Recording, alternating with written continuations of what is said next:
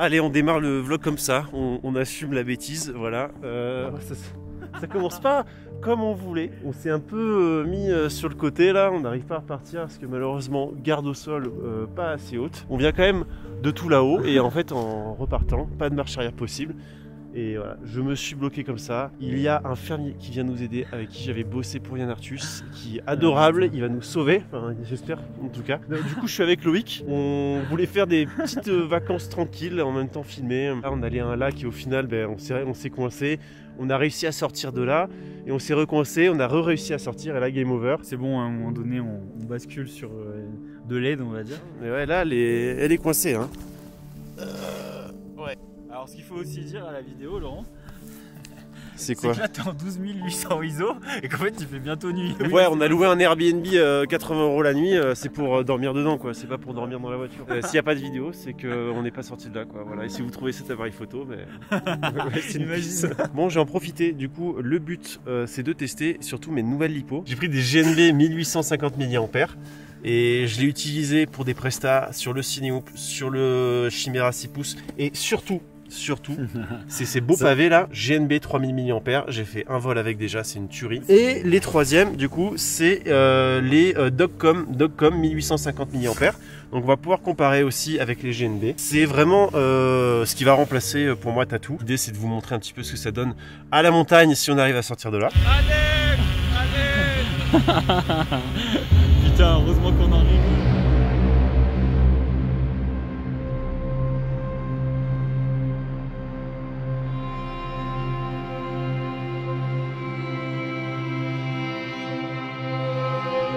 Putain, ces aventures. Ouais, mais c'est pour faire du coup. Un petit mot, Laurent. Bah écoute, les secours arrivent.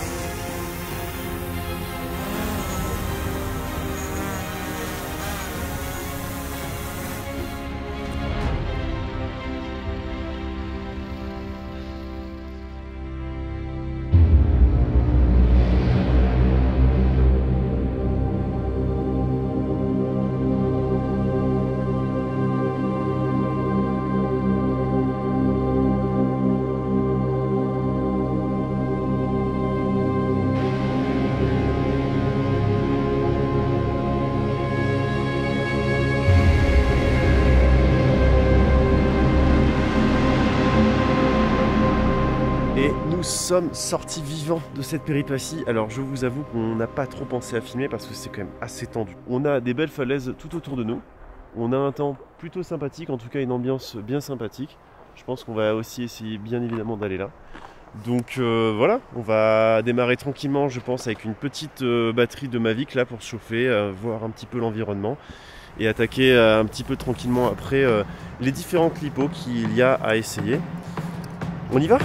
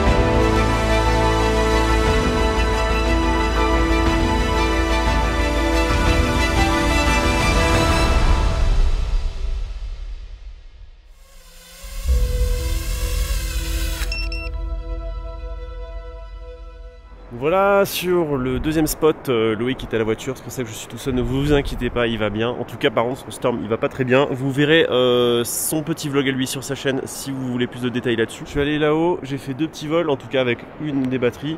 J'ai fait les 2850 GNB et Dogcom. Bah, franchement, les Dogcom, je crois qu'il n'y a rien à voir. En tout cas, en termes de voltage, c'est hallucinant. Je suis allé tout en haut avec la Dogcom et je suis allé sur la falaise juste ici avec la GNB. Je sais pas comment expliquer ça, mais en gros, elle consomme pas tant que ça, alors que le voltage tombe assez rapidement pour la GNB.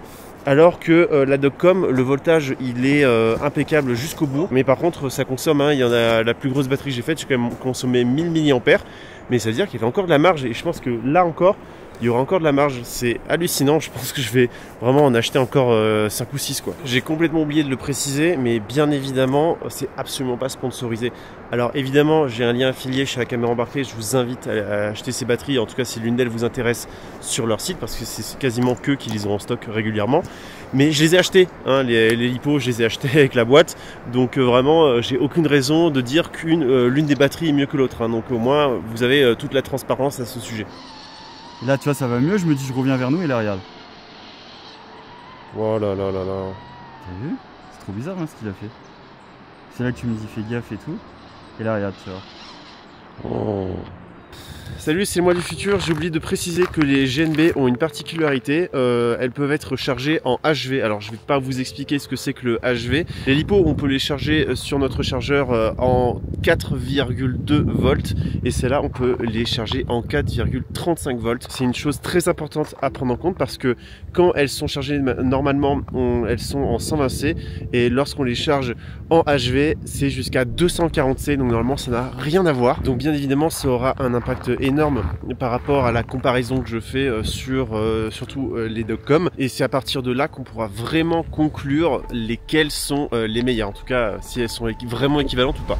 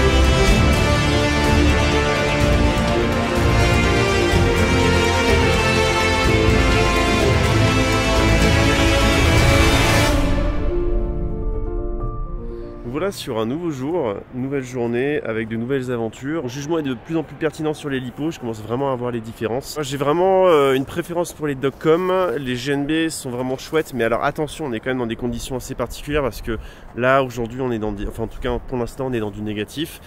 Et hier je pense que si en haut de la montagne on était en négatif, donc elle se comporte mieux, la tension baisse beaucoup moins sur la Dogcom, mais par contre en termes de consommation c'est vraiment la même chose. Et du coup en termes de consommation de milliampères, je tournais autour de 500 à 600, j'ai jamais dépassé les 650 je crois, donc vraiment je peux aller loin. Donc voilà, c'est juste une question de tension, à voir du coup si elles vont être usées un petit peu prématurément à l'avenir. Pour l'instant, voilà, un petit peu au-dessus la Dogcom, comme j'ai dit. La 3000 mAh, j'avais consommé que 1000 mAh sur les 3000. Donc j'ai vraiment de la marge, je peux aller vraiment très loin. Donc ça, c'est quelque chose que j'ai vraiment envie de faire aujourd'hui parce que hier, j'ai pas eu le temps de pousser test sur les 3000. J'ai fait une petite lipo ici. Bon, je suis pas très satisfait, mais en même temps, c'était juste pour tester. Le spot un peu surcoté je pense, c'est très beau visuellement mais à faire en drone après bon les dives sont moins intéressants. Donc là on va monter un petit peu plus et on va retrouver les montagnes qu'on avait hier.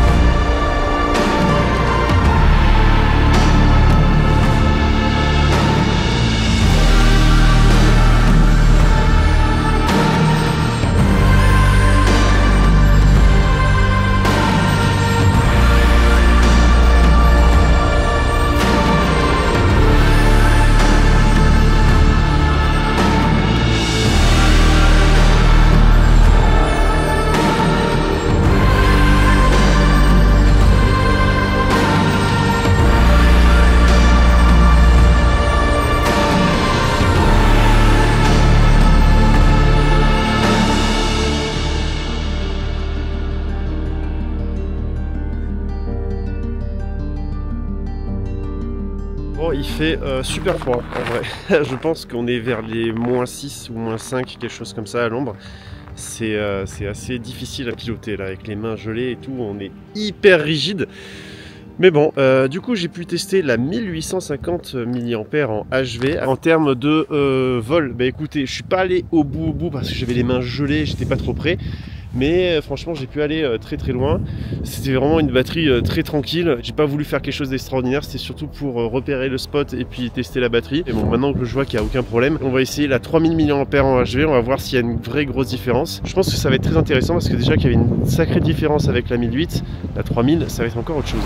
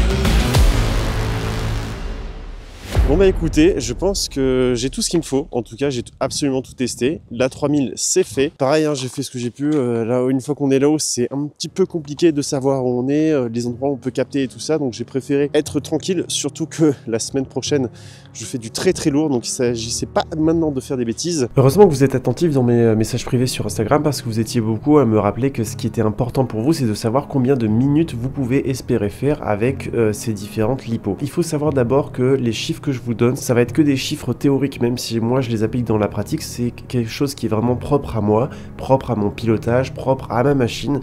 Donc vraiment vous pourrez ne pas avoir du tout les mêmes capacités, la même autonomie que moi si vous avez un pilotage qui est complètement différent du mien. Vous pouvez avoir une autonomie beaucoup plus grande parce que vous n'êtes pas du genre à aller à fond et à aller très haut, parce que vous avez des super conditions météorologiques, parce que vous n'allez pas très haut, parce que vous avez un drone en 7 pouces, en 8 pouces qui consomme vraiment pas beaucoup, avec un drone beaucoup plus léger. L'autonomie, c'est quelque chose qui va vraiment changer. Je pourrais mettre la même lipo sur un drone totalement différent et avoir 1 minute 30 voire 2 minutes de vol différent alors qu'on est sur la même lipo. Donc maintenant qu'on est d'accord là-dessus, moi pour ce qui est de mon vol avec mon style de pilotage, mon drone et ses conditions météorologiques extrêmes, j'étais dans les alentours des 5 minutes avec la Dogcom.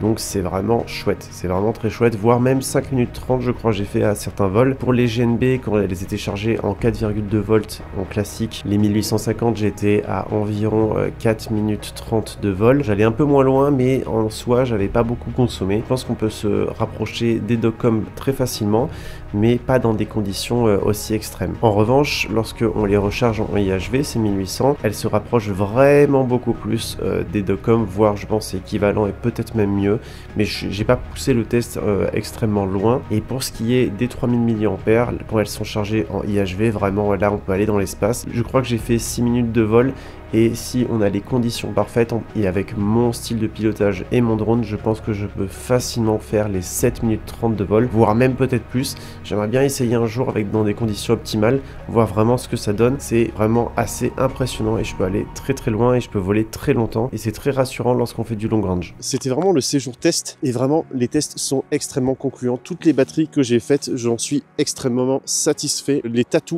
Airline, c'est terminé, je ne touche plus à ça. Je vais faire un petit peu des deux, les GNB, les Dogcom, parce que évidemment, j'ai fait un test que sur un séjour, donc je ne sais pas comment ça va être dans le temps, et ça va être que dans le temps que j'aurai ma vraie conclusion de savoir lesquels sont les meilleurs. Puis de toute façon, c'est un petit peu difficile d'avoir un vrai jugement objectif, mais en tout cas, voilà, ces deux marques, je les valide à 200%. Le mode HV sur les GNB, il est vraiment très efficace. Quand j'étais tout en haut, avec la GNB 3000 mAh, j'étais à 23,2 volts. C'est inimaginable quand on voit la distance. Et au niveau de la descente, il n'y avait aucun problème. Et j'ai atterri à 22,2 volts. Mais en tout cas, voilà. Encore une fois, très satisfait. Bah écoutez, je pense qu'on va s'arrêter là. Merci d'avoir suivi la vidéo jusqu'au bout. N'hésitez pas aussi, d'ailleurs, si vous avez déjà eu des batteries comme ça ou d'autres marques et vous êtes très satisfait, bah, n'hésitez pas aussi à recommander.